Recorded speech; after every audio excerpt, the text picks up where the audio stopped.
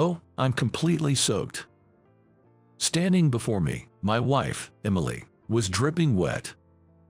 A group of thugs who had spilled beer on her were laughing crudely. One of my brothers is in the mafia, you know. If you're upset, try fighting back. Oh really?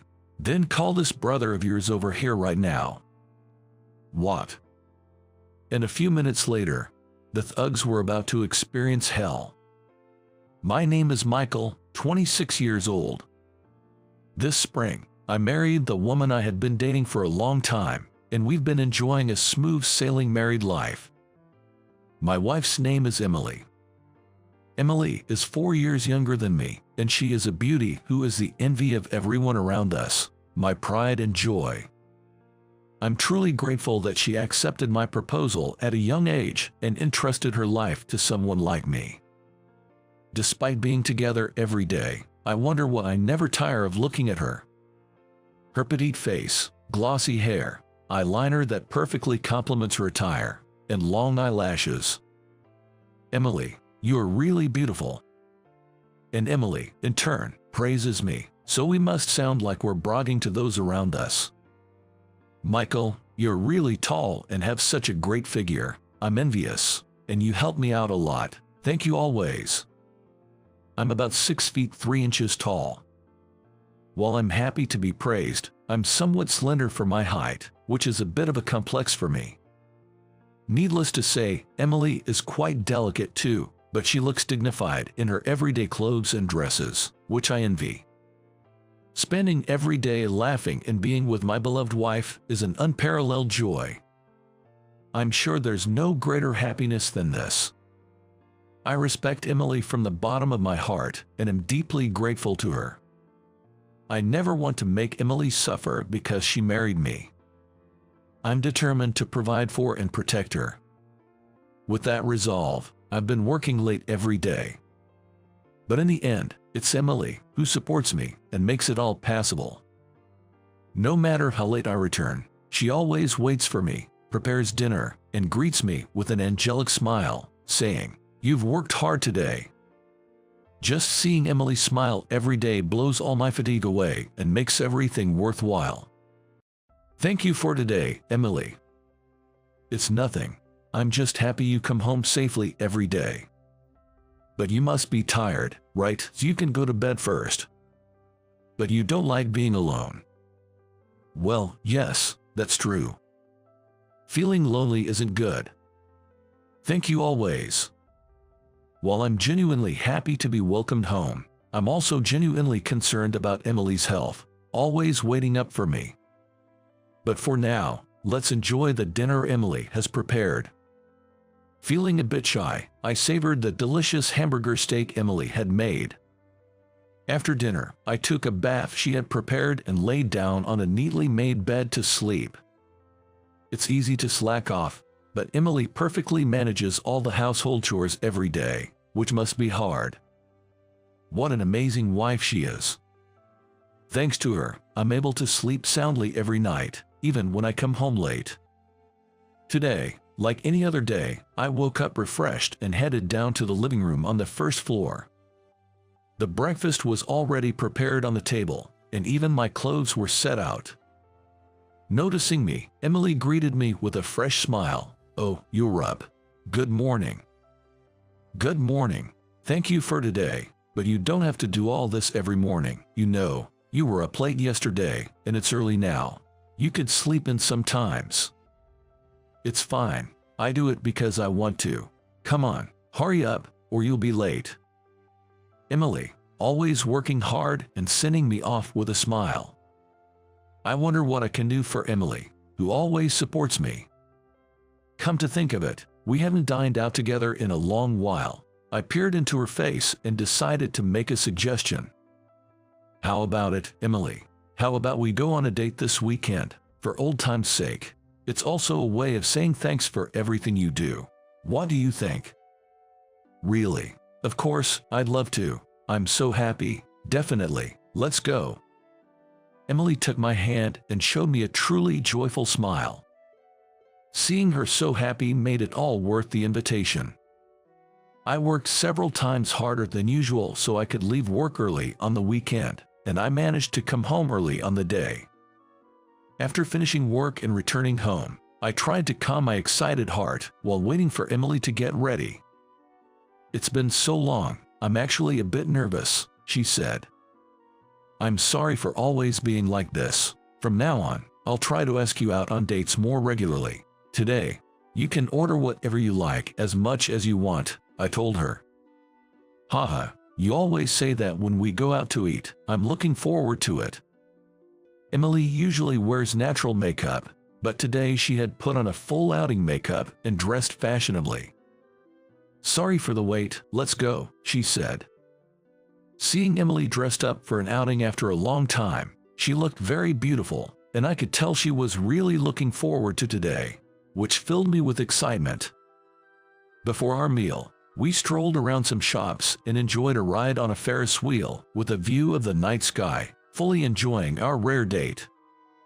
As the reservation time for the restaurant approached, we headed to the restaurant, planning to escort her there, but "I'm terribly sorry. It seems your reservation is for tomorrow," we were told.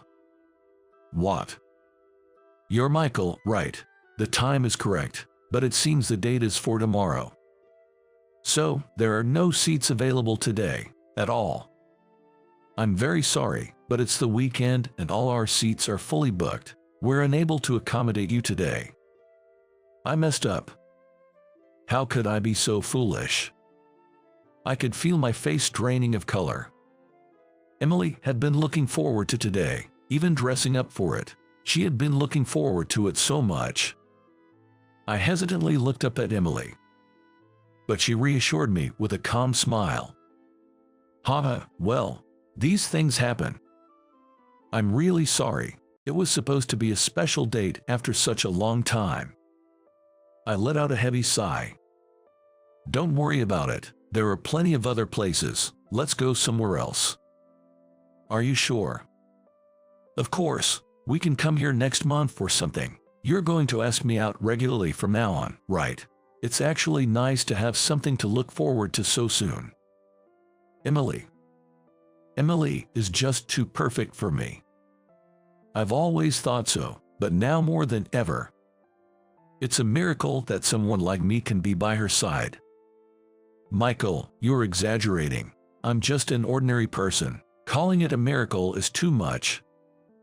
"It's true though. I always think it's a miracle that I'm with you." While we were talking like this and walking about 10 minutes from the restaurant we had reserved, we came across a tavern. "Hey, how about this place? It feels nostalgic. We used to come to this tavern often and drink together." It wasn't a fancy place, but we frequented it. As we opened the door, the bustling inside and the savory smell of grilled chicken stimulated our appetite. But at the same time, we could hear the loud voices of customers from outside. "Ha ha ha, that's crazy, man. Hey, another beer here. Hurry up." It seems there was a group that was being particularly loud. Some thugs, what a nuisance. I made sure to protect Emily by keeping her behind me and asked the staff for a seat far away from that group. It's best not to get involved with such people. "Excuse me, could we sit closer to the front?" "Understood. Please follow me to this table." However, as soon as we were seated, the volume of the previously noisy customers increased even further. "Hey, waiter, can't you hear? We need more beer." "Hey, check it out. There's a real beauty over here." This is the worst-case scenario. It seems we've caught their attention. I try not to look their way to avoid further interaction. The waiter, looking flustered, came over to check on us. "I'm sorry, could you wait a little longer? The staff must be overwhelmed with the number of guests. We're still looking at the menu, so no rush." "Sorry about that, I'll come back to take your order later." But while we were looking at the menu, 3 of those thugs from the back seats started to surround our table. "Excuse me, we'd like to order. What's this about?" "We're not waiters, man. But hey, this lady here is gorgeous. Emily kept a composed demeanor and continued to look at the menu. What's your relationship with this guy? Excuse me, you guys are. Shut up, we weren't talking to you. Wait, are you two wearing rings? Are you married or something? That's a turnoff, but we're more fun than this guy. Come drink with us. Please stop, you're bothering my wife. What's your problem, huh? Just because you're big doesn't mean you can act tall, high and mighty. Come on, lady, we're better than this tall dude. Saying that, one of the men forcefully grabbed Emily's arm. At that moment, Emily glared at the men and finally spoke up. That's not happening, and I have no interest in talking with strangers like you. Saying this, she shook off the man's hand and returned her gaze to the menu. I was about to suggest leaving the place and tried to take Emily's hand, but the thugs interfered. What do you think you're doing? Just so you know, we're not just any thugs. Yeah, my brother's in the mafia. Such shallow thugs. There's no need to take these guys seriously. Just then, Emily directly addressed the men. Is that so? But that's about your brother, not you. If you have to brag, why don't you talk about your own achievements? Well, you probably have nothing to say, which is why you're mentioning your brother. Can you please go away? The atmosphere tensed up for a moment. And then, the men's faces twisted in anger, their fists clenched. But Emily, as if nothing had happened, turned to me and said, "Let's order this," with a cool expression. But at that moment, one of the angry men threw beer at Emily. You think you're better than us just because you're pretty. I told you, my brother's in the mafia, so I'm invincible. While glaring at Emily and laughing, it was clear he was desperately trying to make a point, having been hit where it hurt. Droplets were falling from Emily's face, but she was smiling. Oh, I dressed up so nicely, and now I smell like beer.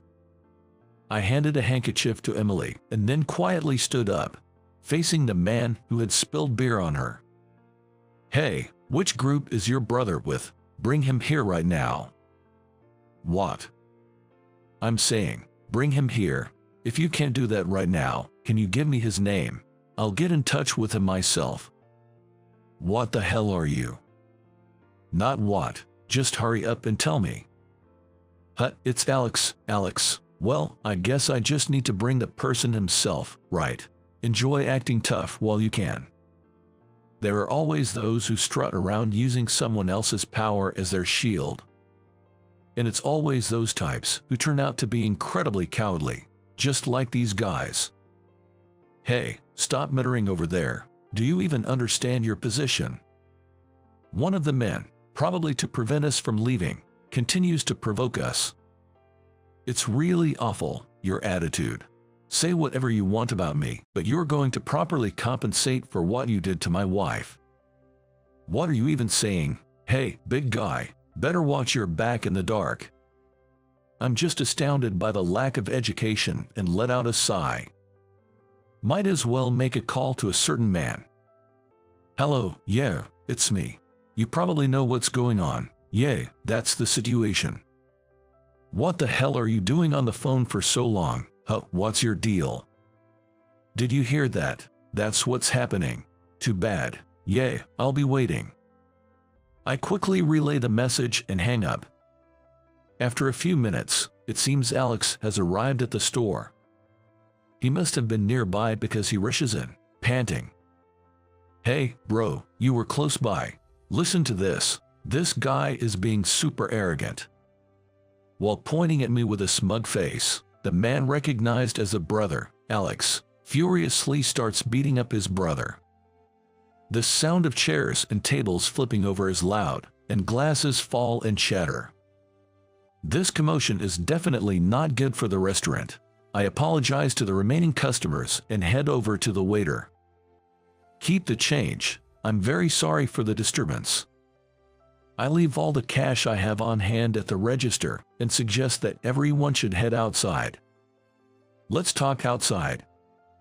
I'm so sorry. My foolish brother Jake, I don't even know how to apologize enough. Alex, I'm disappointed in you. I'm truly, truly sorry. Hey, you too, apologize properly, you idiot. Ow, what the heck, bro, what got into you? His friends seemed confused as well. But regardless of being Alex's brother, he did spill beer on Emily. I crouched down to his level and explained the situation. Jake, you were acting tough using your brother's name, but your brother is actually my subordinate. It seems you weren't wrong about the mafia part, but I outrank your brother. I had heard about you from Alex, but I never imagined you would do something like spilling beer on my wife. Jake, you spilled beer on the wife of the underboss. How blind can you be, you idiot? I'm so sorry. Your voice is a bit too quiet.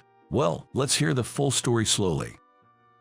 Bro, I'm really sorry. I'll take full responsibility. For now, let's take him and have a talk. The subordinates that Alex must have called come pouring out of a car parked outside. Take these poorly trained thugs to the office. We'll discuss the details in the car. Following my orders, the subordinates efficiently load Alex's brother and his friends into the car. Only Alex's brother, Alex, Emily, and I remain. The other cars have already driven off, and Alex apologizes to me again before getting into his car. Bro, I'm really sorry. I'll definitely take responsibility for this. No, I'm fine, but I want your brother to apologize to my wife directly. I'm sorry, you're right. Hey, apologize properly to the boss's wife. I'm sorry. Then Emily crouches down to the same level as the remorseful brother, and with a Buddha-like smile, she beams at him warmly. Seeing that smile, the brother momentarily relaxes, his expression softening. But when Emily quietly mutters, "Your voice is a bit quiet," his expression immediately turns to one of despair.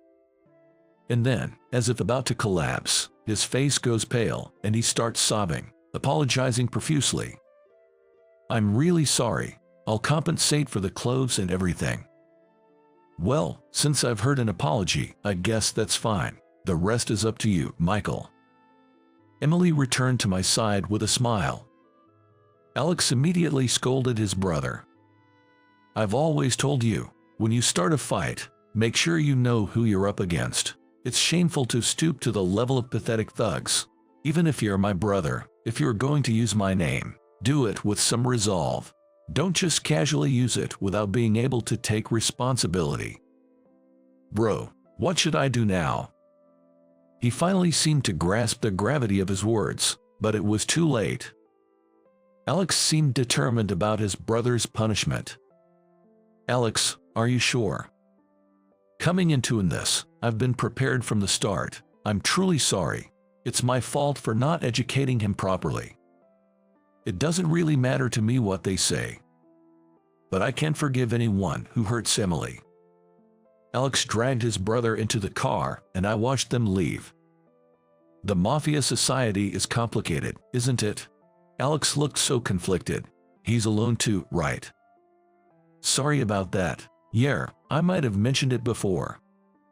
I remember now, there was a time like this before. My parents were, needless to say, at the top of the mafia. Growing up in a different environment, I think I always felt lonely, even though I had parents. Until college, I studied in the same environment as everyone else, but rumors inevitably spread. Finding a job was difficult once my background was investigated. When I seriously considered my future, I thought taking over the family business wouldn't bother anyone else. So I decided to continue the family legacy. It might be a different kind of loneliness, but I was undoubtedly alone. Being overly cautious around me, hardly making any real friends, and this height of mine inevitably led to being avoided. But then, there was a time when I protected Emily from some thugs causing trouble on my turf. Emily didn't know I was in the mafia, and thought I was just someone who happened to help her by chance. And she invited me out for a meal to thank me. There was no need to reveal my identity and scare her. Thinking so, I kept silent, but as I felt safe being with Emily, we were attracted to each other and started dating. But I couldn't easily confess that I was the son of a mafia member. If Emily knew I was in the mafia, she might look at me with fear and drift away.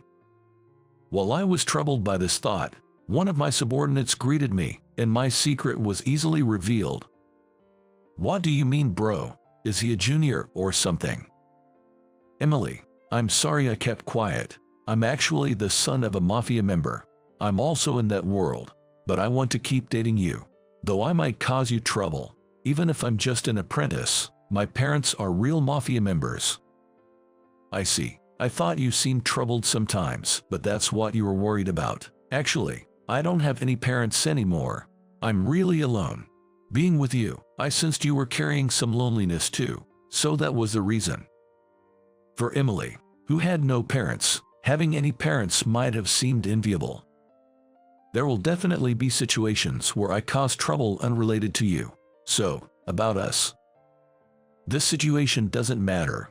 Your struggle being the son of a mafia member. No one can solve that. It's something you can't even talk about with anyone, right? There's nothing lonelier than that." Saying so, she shed tears for me and chose to stay by my side, understanding my situation. "There's no trouble that can affect me. I have no ties to anything. My feelings for you won't change no matter what. Even if you try to push me away, I won't leave." From that moment, I swore to truly protect Emily. "It's okay. I will always be by your side, so don't leave me alone, okay?" Even after saying that, I involved Emily in this situation. I felt down inside again. Although she appeared strong, I couldn't figure how she felt inside. Maybe she regrets marrying me. Emily is still young, and if this incident scared her. "Michael, are you worrying again?" "I was just thinking. I got you involved again." "I'm not bothered at all. Rather, did I act properly as your wife?" "Of course, I was even impressed by how resolute you were." "That's because I trust you. I wasn't scared at all. If I behaved properly, then I'm glad." Emily is a strong woman. Seeing her makes my worries seem trivial. I can't thank her enough for trusting me like this and understanding her role as my wife. Despite the trouble caused by his brother, Alex has made his resolution and moved forward, even after the loss of his brother. I must protect everyone at all costs. And I won't leave anyone alone. With that strong vow, I embraced Emily. "What's gotten into you, Michael? All right, our date isn't over yet." "That's right. We hardly had a proper meal. My clothes might have had their fill of beer, but neither you nor I have had a drink. Let's go find another place then. I'll visit the office later to sort things out." Excuse me, sir. This floor contains a lot of confidential information, so it's off limits to outsiders. The cleaning company's office is in the basement, right? Hurry up and get going. The younger employees these days are exactly spirited. That's all I thought to myself. Being nearly 60 and on the brink of retirement, suddenly showing up at the headquarters, it's no wonder the younger employees don't recognize who I am. In the end, it doesn't matter what I'm supposed to be. I just do my job. My name is Michael, in my late 50s. For an average salaried worker, I'd be considered close to retirement age in most companies. The company I admired is one that develops online games. It started in a tiny room with just 2 computers and 2 people. Before we knew it, the company had grown so much that it had its headquarters in a building so tall that the top floor was too dazzling to see. I was called in for work this time, but I was worried if I could handle it since there have been a lot of young employees joining in the meantime. "Excuse me, you're in the way." "I'm terribly sorry. I wasn't blocking the entrance on purpose. It was a wide enough hallway that they could easily get by. I was just standing there. My peaceful morning was disturbed, and I was somewhat annoyed, but I politely apologized to the man and moved aside. Country bumpkin, don't just stand there dazing off. The man who muttered this as he passed by also clicked his tongue loud enough for me to hear. With my employee badge prepared in advance, I entered the company. I believe the development department was this way. I hardly ever came to the headquarters, so I was lost in the building filled with similar-looking rooms. Then, I spotted the man who had hurled insults at me at the entrance. Realizing my gaze, the man seemed to recognize me and immediately said, Hold on, sir. This floor has a lot of confidential matters, so it's off-limits to outsiders. The cleaning company's office is supposed to be in the basement. Hurry up and go." The man must have thought I was a cleaner based on my attire. He gestured dismissively with his hand. No, that's not it, you see. I'm busy here. Just go do your cleaning job." The man didn't seem to have the slightest interest in listening to me, glaring as if to make sure I'd quickly leave the floor. I apologized for the intrusion. Today, I was dressed in a casual jacket and a checkered shirt. Since I wasn't wearing a tie, they probably didn't think I was an employee of the company. Reluctantly, I decided to move as the man had said. As I was about to take the elevator down, the man quickly grabbed my hand, pressing the elevator button. "Hey, old man, this isn't your personal elevator. Take the stairs." With a smug look, the man said that to me. I understood he wanted to belittle me as much as possible, and I felt irritated, but showing anger would only play into his hands. I held back and, with a pleasant smile, looked at the man and said, "You're right. I'm very sorry for the inconvenience." Saying that, I checked the man's employee badge. It read Brandon Taylor. Brandon, I might as well remember that. Though I thought it was in bad taste, I firmly memorized Brandon's face and headed towards the stairs. As I slowly descended the stairs, thinking about the many floors, I realized that at my age, it was indeed impossible, and I might just collapse.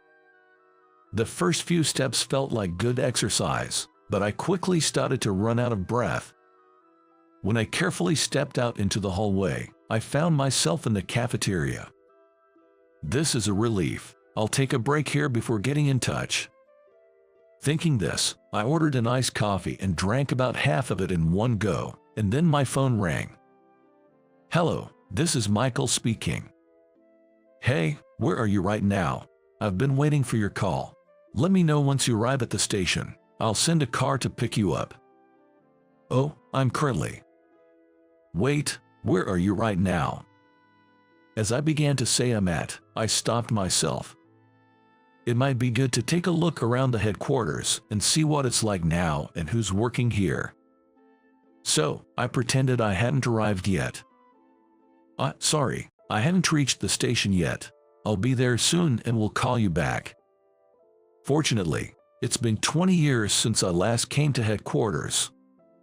With many young employees like Brandon, not many people know me. I felt like a child playing hide and seek in the vast building. If I wander around too conspicuously, I might be treated as a suspicious person by someone like Brandon.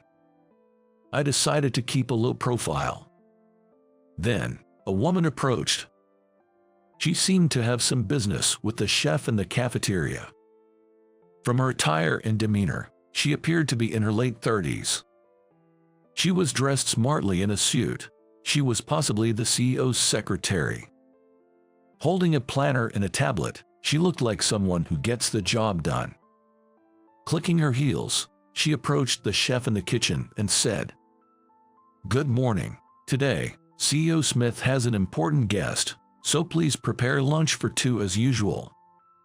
For me, usually in the countryside, this woman seemed like someone from a TV drama. Indeed, a CEO must have a good eye for people, I thought as I watched her. Noticing my gaze, she looked at me. After a moment of wondering who I was, She greeted me politely. "Good morning. Is there something troubling you? My name is Ashley," she asked, perhaps sensing my unease. "Good morning. No, I'm just taking a break before work. Please don't mind me." Even though she said not to worry, it's natural to be curious about an unfamiliar face in the company. Despite being a public cafeteria, she eyed me with suspicion as if I were an intruder.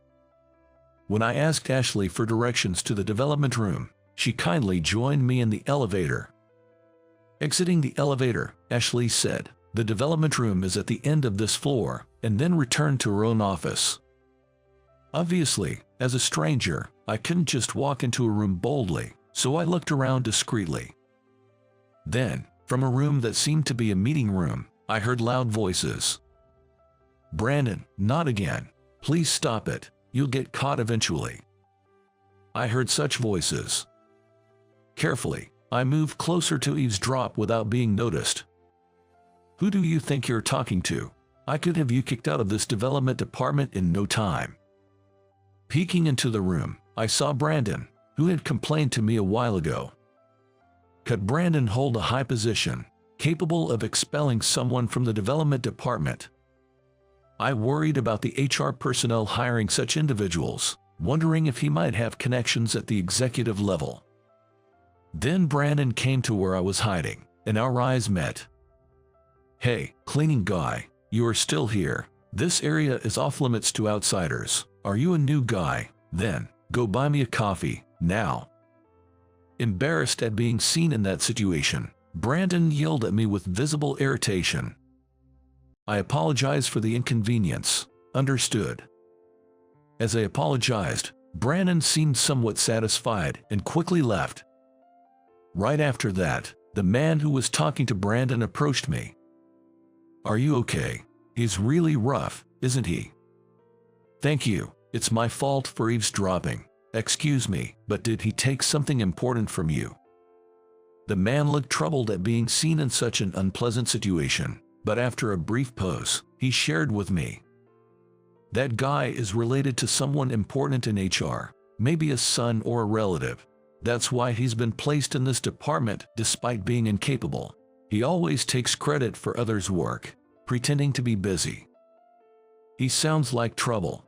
Is it because of connections in HR? Just keep it between us, okay?" The man put his index finger to his lips, signaling for secrecy. "Sure, I won't tell anyone, but doesn't it bother you that he's taking credit for your work? Don't you care about what you develop?" I couldn't help but express my frustration to the man. "I hate it too, but if I refuse, I might get kicked out of development. I love my job, you know, but there's a limit to everything. That's why I've planted a bug in the current data.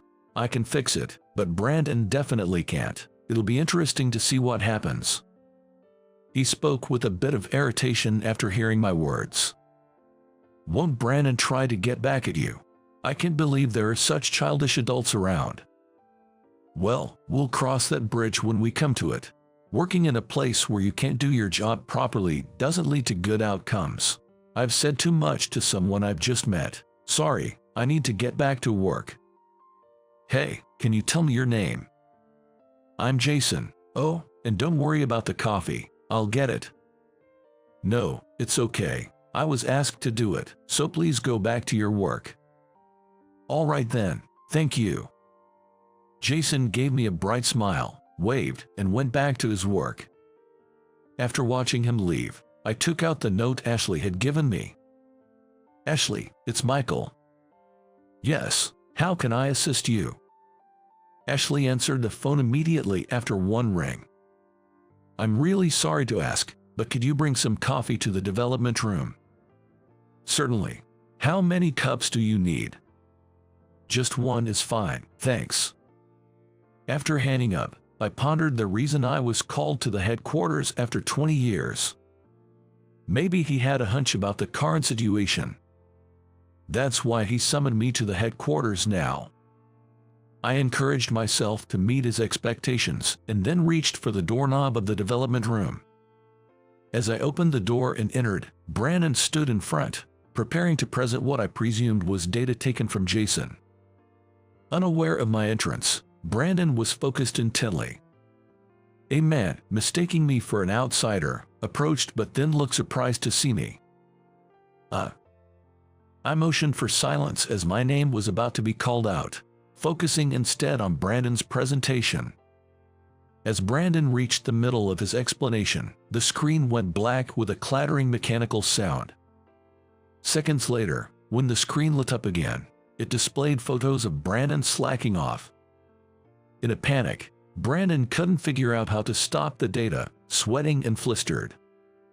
The photos showed various scenes, such as Brandon napping in a sloppy manner and yelling at Jason, like a slideshow. Trying to hide it, he stood in front of the projector, but the other employees were already snickering.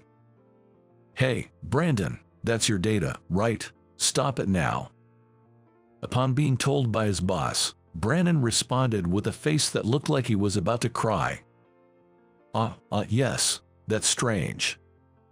Brandon frantically clicked on the computer, but not knowing how to stop it, he ended up just banging on it roughly. "Hey, Jason, you made this, right? Stop it now." In his panic, Brandon inadvertently revealed that the data was Jason's to everyone in the development department.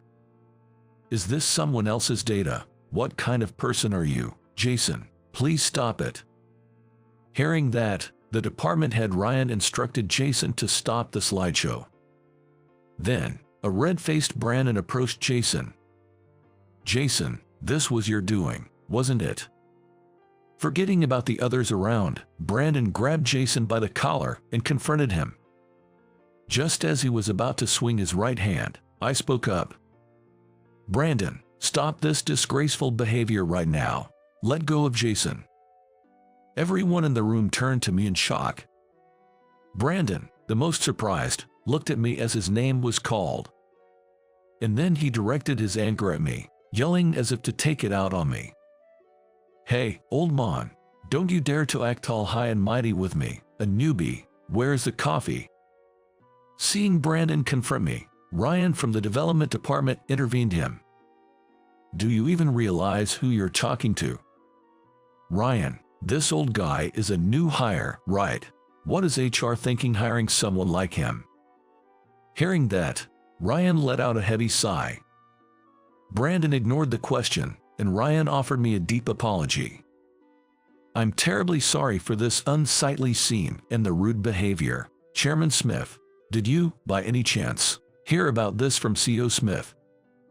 "Well, I haven't heard the details, but I had a hunch something was going on." Just then, Ashley appeared with a single cup of coffee. "Excuse me," she said as she entered the room and offered me the coffee. "Chairman Smith, sorry to keep you waiting." Ashley, sorry to make you do this. Thank you." I took the coffee from Ashley and handed it to Brandon. "Here you go, Brandon." Brandon had lost all his earlier bravado, and he was visibly shaken. Chairman Smith, you're not a new hire. Thank you for the coffee." The employees around us were also unsettled by the situation. Jason looked particularly flustered. Then, CEO Smith arrived, looking rushed. It seems that Ashley had witnessed the situation and contacted CEO Smith. Upon entering with great urgency, CEO Smith saw me and immediately exclaimed, "Brother, sorry about this. I was surprised when I heard from Ashley that you were already inside the company. So, what happened?" In reality, I am the older brother of Daniel Smith, the CEO of this company, and hold a nominal position as its chairman. Naturally, the young employees, not having seen a chairman who hadn't appeared at the headquarters for 20 years, were unaware of who I was, leading to this commotion. "Daniel, I took a look at the development department and, well, there are quite a lot of issues. So, you've seen it, brother. I have a favor to ask. Could you come back to the headquarters?" I was at a loss at CEO Smith's earnest request. Once upon a time, as we started the company together, I demanded of perfection from the increasing number of employees. and it disrupted the harmony within the company. My stress over unattainable goals led me to shout at employees and demand excessive overtime, earning me the nickname "the demon behind my back."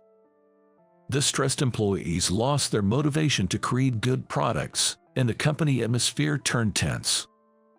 Seeing Daniel always trying to mediate between me and the employees with a troubled face, I suggested stepping back myself. After that, I retreated to the countryside, where I opened a small programming class for children and led a modest life. Before I knew it, Daniel had grown the company we started together into something much larger on his own. He must have had the knack for management. Standing in front of the company, I looked up at the building and felt deep down that stepping back then was the right decision. However, I was surprised to find myself listed as the chairman without realizing it. By the way, Brandon was saying something a minute ago. Cross me, and I'll have you kicked out of the development department. What was that all about? That was. Brandon, who had mistaken me for a cleaner, found me the president's brother. He was now shocked to realize it, trembling. That was just a rumor I spread myself. I thought if people believed I was related to someone important in HR, they'd treat me better. Wow, you're amazing. You have the power to make people believe lies. It'd be great if you could use the talent for something more productive. I wasn't trying to belittle Brandon, honestly. I found his method quite childish. But the ability to convince people of rumors was indeed impressive. "I'm sorry," Brandon apologized. I stopped him and said, "Instead of apologizing to me, shouldn't you be apologizing to Jason?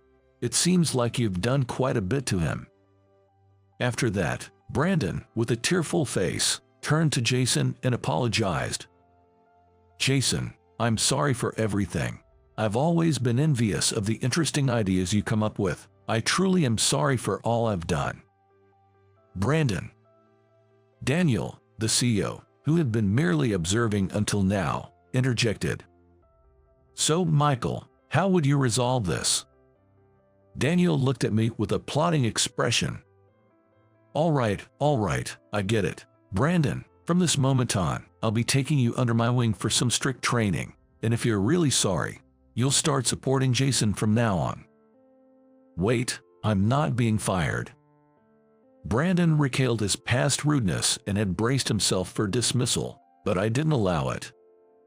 "You see, I love turning the incapable into the capable even more than I love my meals. You're going to change." As I said this with a cheerful smile, Ryan from the development department murmured, "The demon still holds." Demon. Brandon shrank like a trembling puppy. Even demons mellow out and become less scary with age, after 20 years. Daniel, the CEO, said this with a hearty laugh as he left the development department. "A demon, huh? Lucky you, Brandon. Make sure to learn all the ins and outs thoroughly. I want to learn too." Jason seemed amused by Brandon's trembling, but expressed a desire to learn together. "It's nice to hear you want to learn from me. All right, Brandon, let's get started." "Yes, sir." Brandon looked at me nervously. As a new member of the development team, I focused on nurturing young talent. Brandon was gradually transforming into a capable individual, and for some reason, Jason became very attached to me. The atmosphere in the development room now was filled with laughter. It was far from a stark contrast to the tense environment of 20 years ago. And so, I'm enjoying corporate life for the first time in 20 years. Perhaps even demons soften and lose their scare over 2 decades. At the cusp of 60, I'm experiencing some of the most enjoyable moments of my life. You're a salary thief and you are fired. Get out of here now.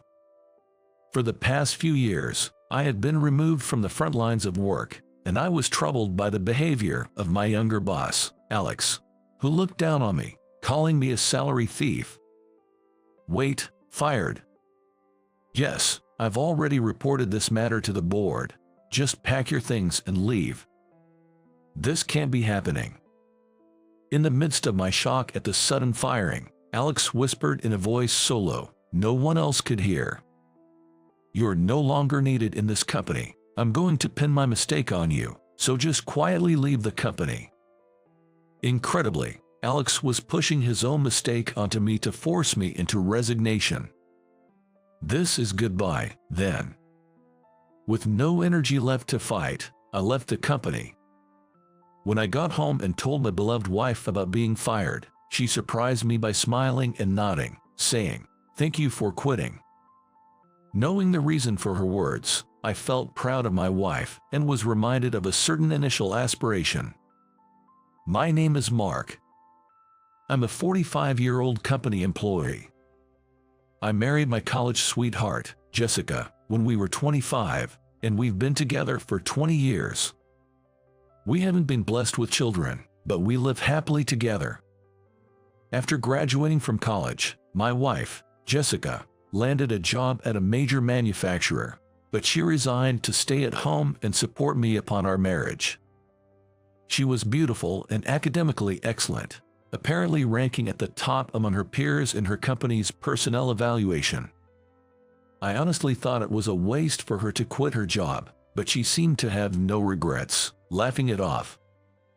I don't have anything special I want to do, so I decided I want to support and cheer you on with all my might as you passionately pursue what you want to do. But it seems like a waste for someone as talented as you to just settle down at home. Not at all. There are plenty of people who can replace me. There was never a job that only I could do. But I was happy to have her at home, but I kept pressing, worried she might get bored with that life. However, my worries seemed unfounded, as she was always cheerful. "I've made up my mind, or what? Don't you want a homemaker as your wife?"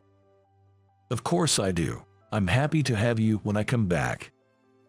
"All right, I'll work hard to cook delicious meals for you." For 20 years since then, my wife has kept our home clean, prepared breakfast, lunch, and dinner, and continued to make delicious meals every day. With my wife's wholehearted devotion, my occupation, in turn, is that of a game creator. I've loved games since I was a child, spending all day playing games, even skipping sleep. Eventually, I wanted to try my hand at game development, which has brought me to where I am today. After graduating from college, I joined a major game development company, and around the time I got married, one of my projects was approved for the first time, and I was busy leading the project. Back then, pulling all-nighters was the norm, and I lived a life of just coming home for a shower and a change of clothes, which worried my wife enough to become a homemaker. Perhaps thanks to my wife's devoted support, a turning point came for me a few years after our marriage. Tom, a friend from college, asked me if I wanted to start a company together. Tom had joined a rival company, and we would occasionally catch up over drinks. The proposition to start a business came out of the blue during one of these drinking sessions. "Hey Mark, how about we start a mobile game development company together?" "A game development company? Your games sell really well, but the rights belong to the company, right?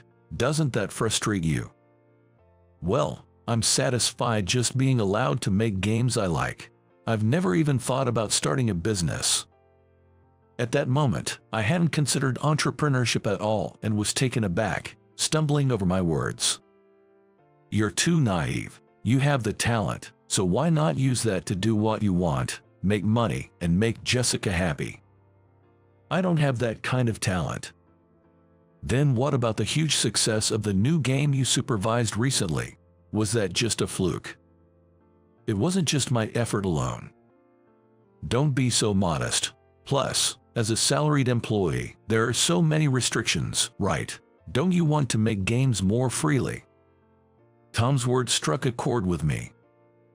Indeed, wanting to create games entirely my way was something that felt frustratingly difficult in my position as an employee.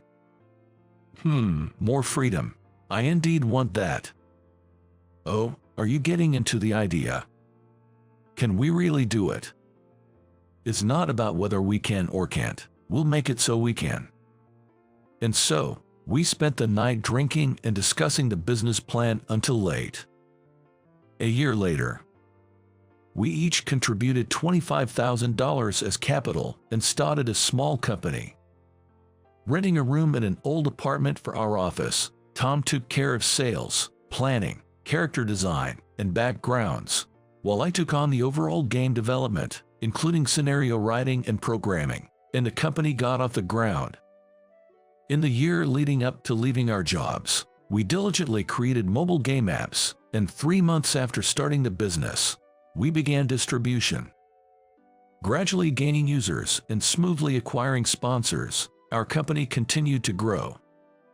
Now, about 15 years after starting, our company has grown into a well-known game development company with over 500 employees and numerous blockbuster hits. As the company grew, many talented young employees joined, and about 5 years ago, I decided to step back from the forefront of game creation. I no longer wanted to work as recklessly as before and preferred to work at my own pace, emphasizing work-life balance. Without major projects, I became a consultant for the younger staff and started writing plots whenever I felt creative, working at my leisure. I go to work early in the morning and use the flex time system to finish by 5 p.m. and head home. That's my lifestyle. However, there is someone who disapproves of my work attitude. Alex, a young employee only 8 years into the company but already promoted to department head. Alex often confronts me with a condescending attitude. He has always been ambitious, which I admired, but in recent years his strong personality has backfired when it comes to me. Today, as I was reading a document alone, he approached me from behind. "As usual, you look idle. Please do your job properly." Yes, I was going through some documents that caught my interest. Documents. You're not handling any significant tasks, yet you talk big. It's obvious you're doing nothing, even without trying to look cool. Eh? You, salary thief. His direct insult left me speechless. Alex continued. "Why don't you just retire?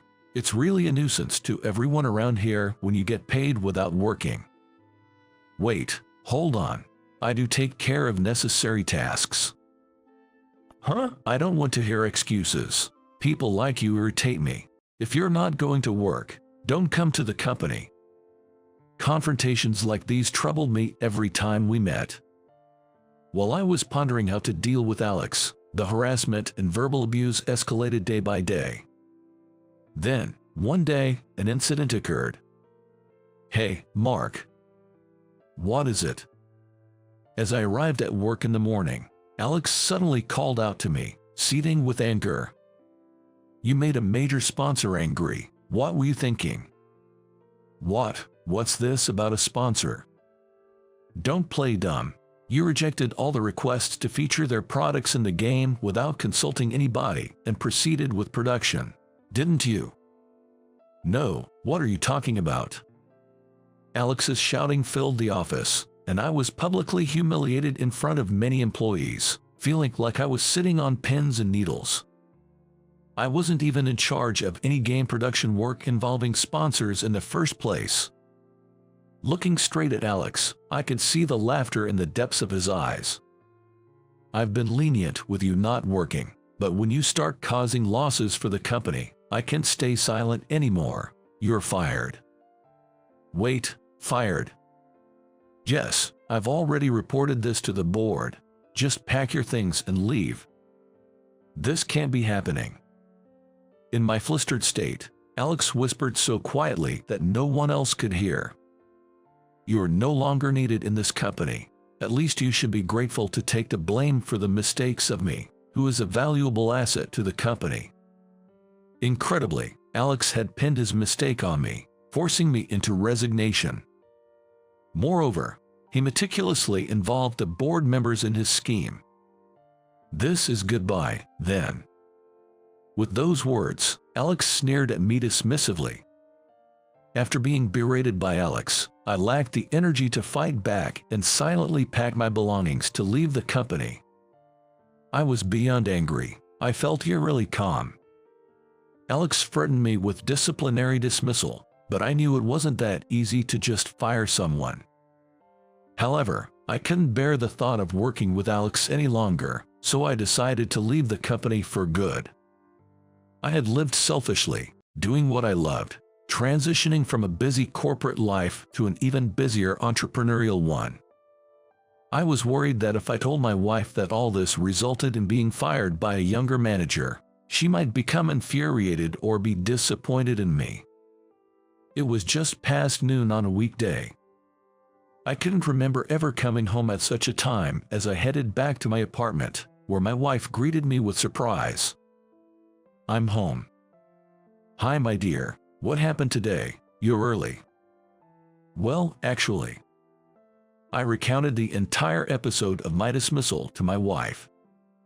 "I'm really ashamed that it has come to this, but I'm leaving the company." Listening silently until the end, my wife, contrary to my expectations of anger, nodded with a broad smile. "Yes, I think it's a good idea. Thank you for quitting the company." "Eh? What do you mean?" "Come with me. There's a place I want to take you." "Go together. Where to?" Without answering my question, my wife stood up with a smile and urged me to follow her. She suggested we go for a delicious lunch, guiding me to a bustling downtown area not far from our home. As we walked down the main street lined with office and fashion buildings, bustling with people, my wife was approached, greeted, and even asked for handshakes. "Are you Jessica? I'm a fan. I'm so thrilled to meet you." "Thank you. I came to this restaurant today because of your blog." "Really? That makes me happy." Confused by the unfolding events and seeing my wife becoming a celebrity, I stared at her in amazement. When the crowd thinned, my wife turned to me, surprised. "Wow, what's going on, Jessica? Are you a celebrity?" "Seeing you work hard and chase your dreams, I wanted to do something too." "Is that so?" "So, I started a blog." "A blog?" I couldn't hide my surprise at my wife's unexpected revelation. "Yes, I started sharing information about beauty, delicious restaurants, fashion, and things I love. It got a great response, and now I'm kind of an influencer." Saying that, my wife revealed the secret to me with a slightly embarrassed smile. Indeed, my wife was always beautiful and popular in college, but I had no idea she had become so famous through her blog that people would recognize and approach her on the street. She explained that her blog had many readers, providing a decent income from advertising. "Do you despise me for keeping this a secret?" "Not at all. I'm proud that you're getting so much attention and doing well. It's really impressive." "Thank you. It's all thanks to you. Thank you for giving me the chance to change. If you're quitting your job, I'd be happy if you supported me this time." Reminded by my wife's gentle words of gratitude, I recalled the feelings I had when we first started our company. Immersing myself in game development 20 years ago. Making a bold decision 15 years ago to pursue my dream of creating the games I wanted with Tom. That passion faded as the company grew and I felt I had achieved creating all the games I wanted. But my wife's words reignited a strong desire not just as a game creator, but as a founding member to grow the company even further. Indeed, many talented young employees have joined the company, but I felt that the work had become routine and less innovative, making it less interesting. This growing concern about the company's current state led me to reach out to Tom, my co-founder. Tom shared his concerns that the mobile game development industry was becoming saturated with competitors, highlighting the need for more innovative content to ensure the company's future. As a result of our discussion, Tom and I decided to hold a shareholders meeting. On the day of the shareholders meeting, I visited the conference room of the company I had left, wearing a suit for the first time in a while. Among a few familiar faces, I also saw Alex, which inwardly made me sigh. Apparently, he had been buying company shares and was attending this general meeting as well. Trying to avoid being noticed by Alex, I attempted to slip past the entrance, but Alex quickly spotted me and approached with a smirk. "Hey, Mark. Feeling lonely after getting fired?" "Alex, you seem to be doing well as always." I responded lightly, which seemed to irritate him as he then began to insult me. "What business does a fired employee like you have here? You should leave. Hanging around here out of lingering attachment is just embarrassing." "I assure you, there's no need to worry about that." "Shut up and just leave. Don't give me any backtalk and get out of here." Ignoring Alex's persistent provocation, I entered the venue and waited for the shareholders' meeting to begin. Soon after, the host took the stage, and the meeting started. Tom, the president, took the chair and made the opening statement. Afterward, the meeting progressed, and it was time for the Q&A session with the shareholders. When I raised my hand, Alex, who had followed me to the adjacent seat and had been pestering me, surprisingly tried to stop me. "Come on, don't raise your hand. It's embarrassing. Silent shareholders like you should just keep quiet. You're disrupting the proceedings." Ignoring Alex's heckling, I caught the host's attention and was called upon. "Mark, thank you for joining us today. Please go ahead with your question." "My question is regarding the lack of new business development. With increasing personnel costs and other expenses, profits seem to be declining. What measures are being taken?" "Director, your response, please." The director, Joseph, looked at me, sweating and trembling, before responding. "As Mark rightly points out, we face many challenges in our future business plans. I need a straightforward answer. Are there any measures? Is the necessary personnel in place?" "Well, we will consider that."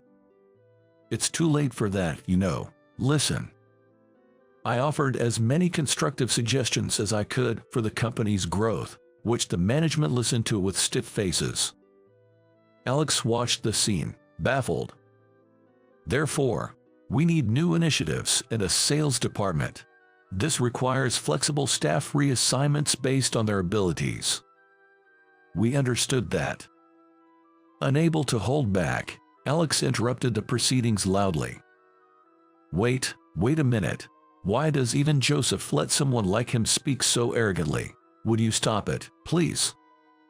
The management on stage froze at Alex's words. "You idiot. Who are you to speak to him like that?" I'm Alex, an employee here, and also a shareholder. But really, letting someone like him stay is an embarrassment to the company."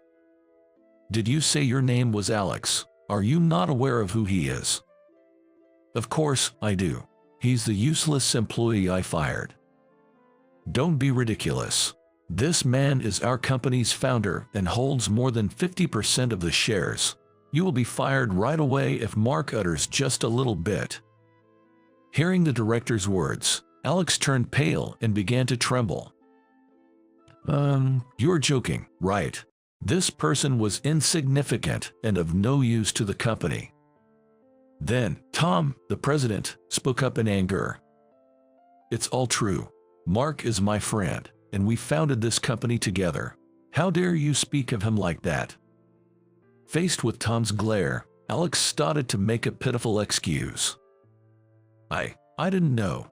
I thought he was just loafing around, doing easy jobs and leaving on time. I had no idea he was a founder. I'm so sorry.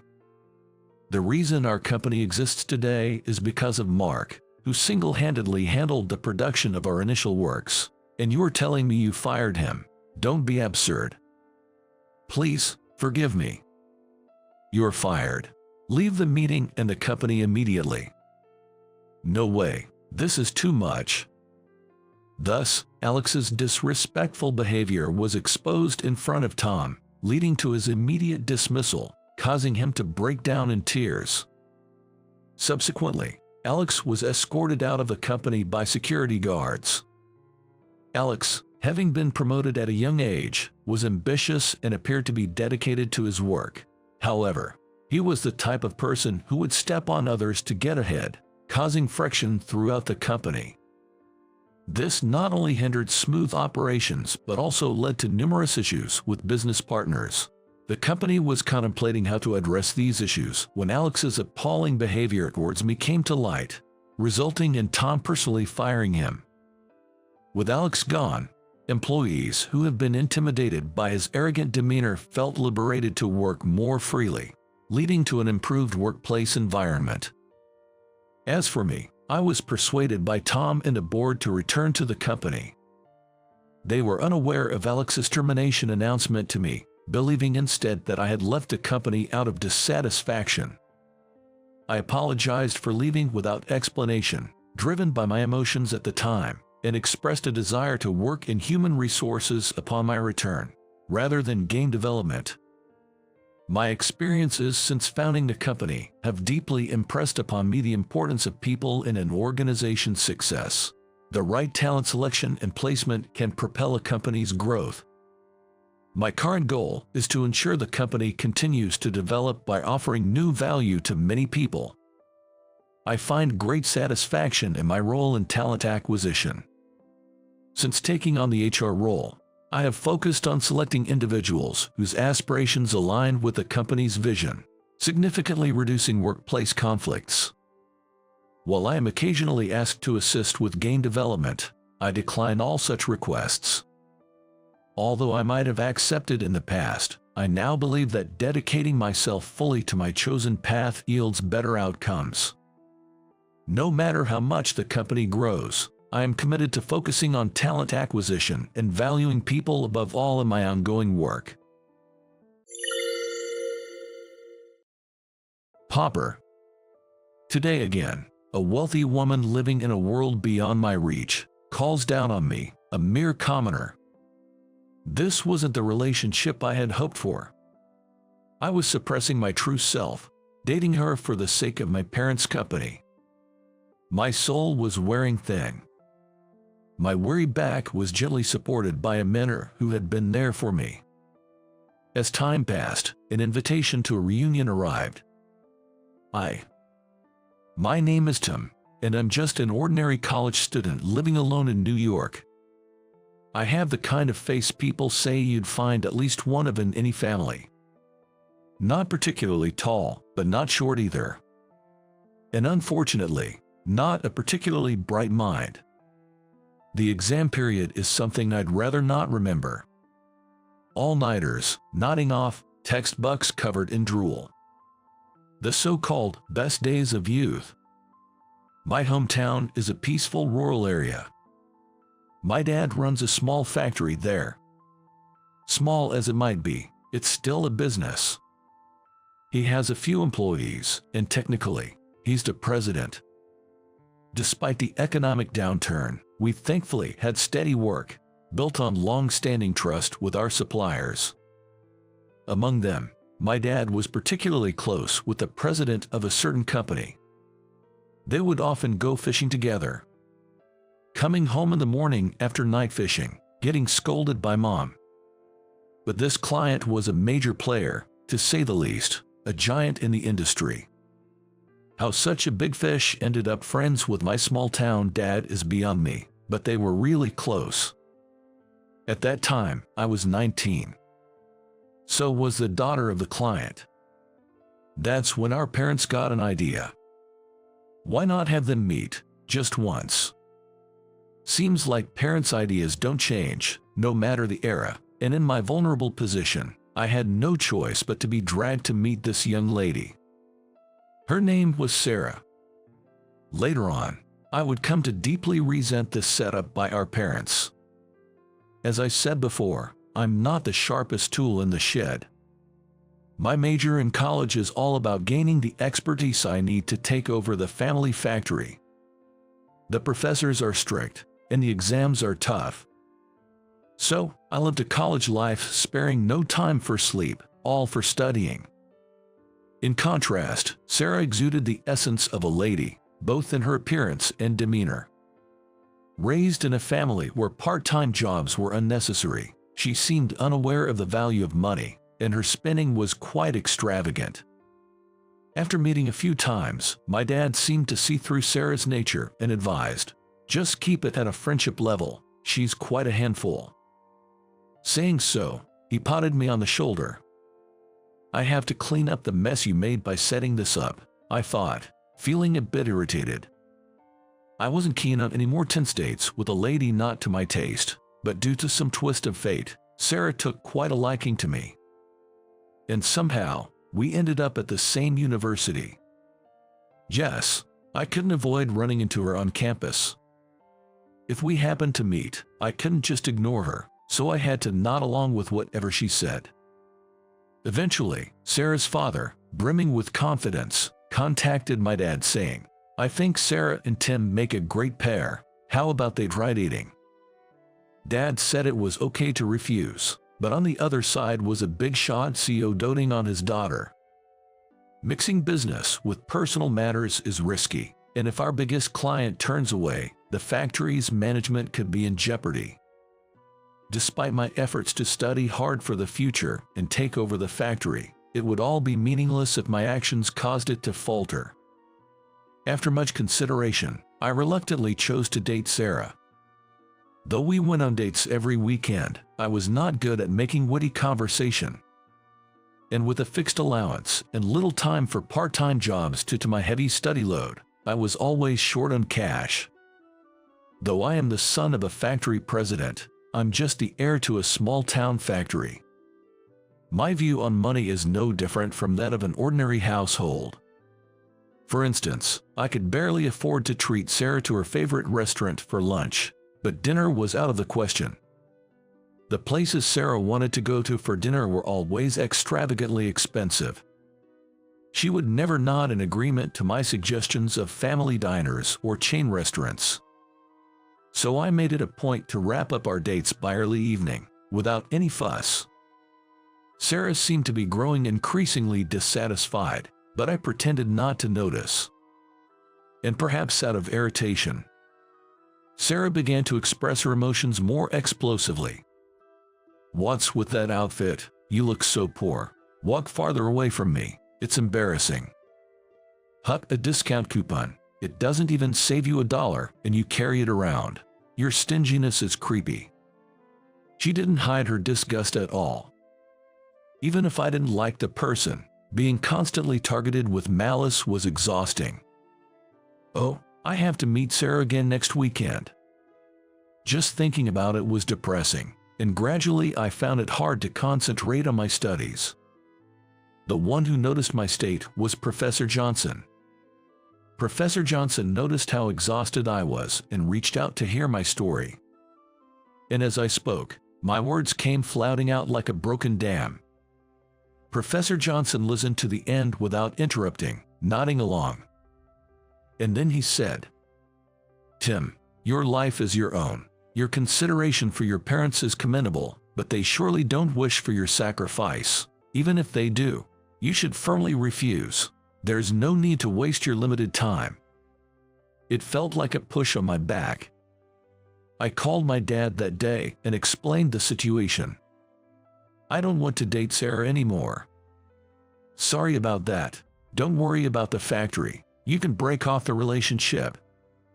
Hearing Dad's words made me wish I had sought his advice sooner.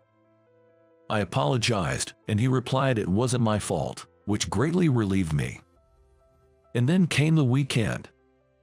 During the date, all I could think about was how to announce our breakup. But the situation resolved itself surprisingly smoothly. Like, "Are you really the president's son? You're too poor. Let's break up. I feel totally deceived." Incredibly, Sarah broke up with me. I struggled to keep a grin off my face and managed to say okay, and Sarah disappeared into the crowd without looking back. I felt a weight lift off my shoulders, and in the best way possible. That night, I slept soundly for the first time in a while. Time flew by from then on. Fortunately, I graduated from university without having to repeat a year. I returned to the countryside and began learning the ropes of the business under Dad's guidance to take over the factory. Though I had grown up watching him work, being responsible was a whole new experience. Before I knew it, I was 30, working hard. While tipping back a can of beer after work, I suddenly remembered Professor Johnson. I wondered how he was doing now. He was truly a great mentor. I was always buried in studies trying to make up for what I lacked, and he said to me, "You're all wrong.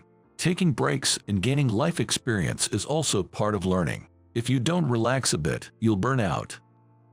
I recall him giving me that advice once. More than just teaching academics, he was a mentor who showed me the way in life, someone I could truly respect. Had Professor Johnson not encouraged me, had he not taught me how to take breaks, I might not be where I am today. I hope he's doing well, I thought sentimentally as I sipped my beer. And before I knew it, I was 40. Time seems to fly faster with each passing year. Man, I've turned into an old man before I knew it, I mused somberly as I checked the mail, only to spot a familiar name. Yes, Sarah, that distinguished young lady. With some trepidation, I opened the envelope to find an invitation to a reunion. It seems she fully leveraged her parents' resources to start her own business.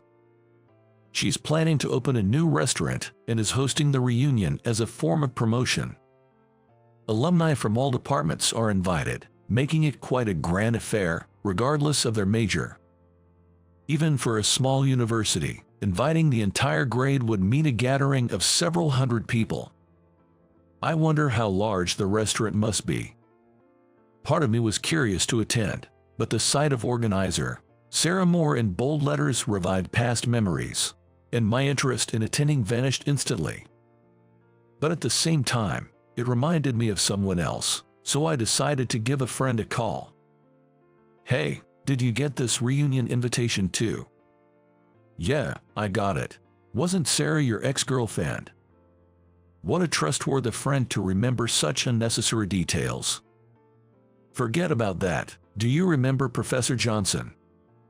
"Yeah, I see him occasionally through work. It seems he's also been invited to the reunion and mentioned he'd be attending." I acknowledged within "Is that so?" followed by some inconsequential small talk before hanging up.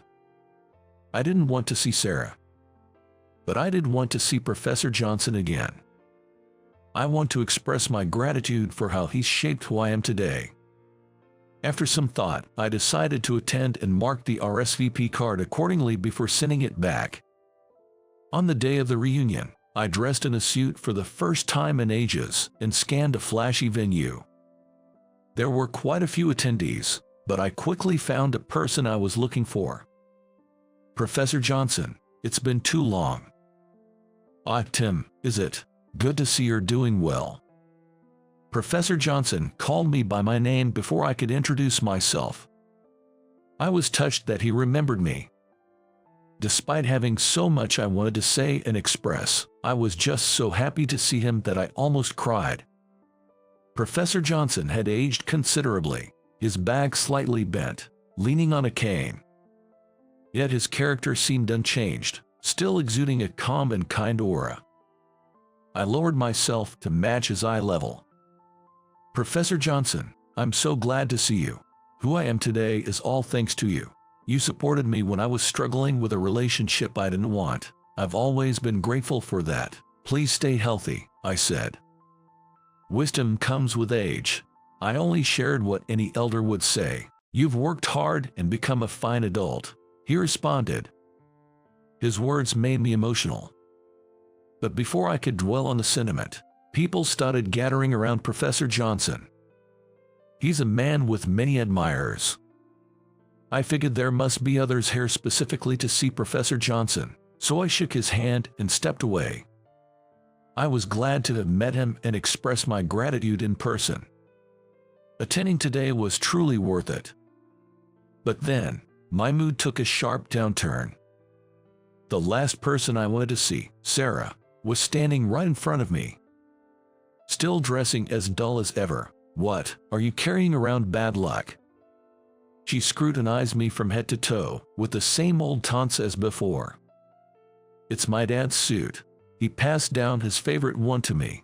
I like it, and it's really none of your business," I replied, trying to keep my tone calm, but such mild sarcasm was lost on Sarah. "A hand-me-down. Can't afford your own suit, or what? Don't tell me. Did you run the factory into the ground?" She sneered with a laugh through her nose. I was being completely mocked. Just as I was starting to get irritated. "Excuse me," a woman in her 20s said, greeting those around as she entered the venue. Approaching me, she mentioned, "It's about time to." Sarah, seeing this, frowned in confusion. "What? Are you his girlfriend? Better give up on this old guy. He's too poor to even buy a suit." "Poor? Are you referring to President Upton here?" The woman tilting her head at Sarah's words was my subordinate. Hearing the word, president, Sarah's face momentarily contorted. Despite this, confident of her superiority, Sarah's barrage didn't cease. "So you did inherit that rundown town factory, but you're probably only making a middle-class salary, aren't you? Can't even afford a new suit." Sarah's attitude, always bold when belittling others. It hadn't changed at all over the years. Realizing President Moore was not just a doting parent but rather foolish, I sighed, considering any further interaction a waste of time, and was about to walk away when, seems like there's a bit of a misunderstanding here. Our President Upton being called poor. His personal assets have reached $5 billion. If you've read the financial news, you'd have come across Mr. Upton's name at least once. My spirited subordinate was confronting Sarah. The vigor of youth. As for Sarah, she was momentarily at a loss for words, shocked, but quickly recovered. $5 billion. That kind of lie is easy to see through. And who are you, anyway, just barging in here? I'm his secretary. My secretary said, smoothly running her hand through her long hair. It was well maintained and, well, she was quite beautiful. And unlike Sarah, she didn't have any laugh-line wrinkles. In a match between a desperately wrinkle-fighting Sarah and a young, beautiful woman like her, there was no competition. I don't think the asset value is a lie. I've been hearing about Tim's efforts even after graduation. Turning towards the voice, I saw Professor Johnson standing there with a gentle smile. Perhaps it's best if I, the neutral party, explain the situation, he said, then proceeded to clarify the commotion to the onlookers. Continuing as a trust-based business would offer no future to a small-town factory. There is value in products that only our company can make. That was what I believed as I devoted myself to product development. I strive to expand our market not only domestically but also internationally. Even when we started seeing some success, I didn't rest on the laurels of being the president's son but worked even harder, eventually creating hit products. Repeating this process over and over led to our growth into a globally recognized company. You really did work hard. As your former teacher, I'm quite proud of you, he said with a smile directed at me. Oh, and I'm not Mr. Upton's girlfriend. He actually has a fiancée who's currently abroad, right, Mr. Upton? I gave a wry smile in response to my secretary's comment. In truth, I've moved my base of life overseas. That's where I met my fiancée, and we're living together now. We're planning our wedding soon, but I made time in my schedule to come back because I really wanted to see Professor Johnson. If I had continued to suppress myself and stayed in a relationship with Sarah, I wouldn't have the happiness I have now. I would have become just a puppet, as Sarah wished. The thought alone sent shivers down my spine. That's why I'm truly grateful to Professor Johnson. Professor Johnson, please take care until we meet again. I apologize, but I have work to attend to. Leaving Sarah behind stunned, I exited the venue. Later, somehow, Sarah managed to get my number and called. Hey, How about we catch up over dinner? Don't you think we could make it work this time? Her sugary voice made me shudder. I have to decline, as I'm engaged. I heard some yelling on the other end, but I firmly refused and turned off my phone. Rumor has it that despite its flashy appearance, Sarah's company is barely making any profit, and she's struggling financially. Furthermore, her personality has seemingly led to her still being single. It's said that she goes through breakups just as quickly as she starts relationships. Even her once doting father has cut off support in disillusionment. Sarah had been accumulating debts under his name without his knowledge. Enraged, her father disowned her, leaving her completely isolated. It seems only a matter of time before her current company collapses. Tim, who was that on the phone? Oh, it's nothing important. I replied with a smile, turning to my fiancée. She's someone precious who silently supported me even when the company was unstable. It took a while before things stabilized, but I was finally able to propose. They often say the worth of a person isn't measured by money, and my life is a testament to that. Moving forward, I plan to carefully discern who truly connects with me as a person and cherish those individuals. Starting with the beloved woman right in front of me,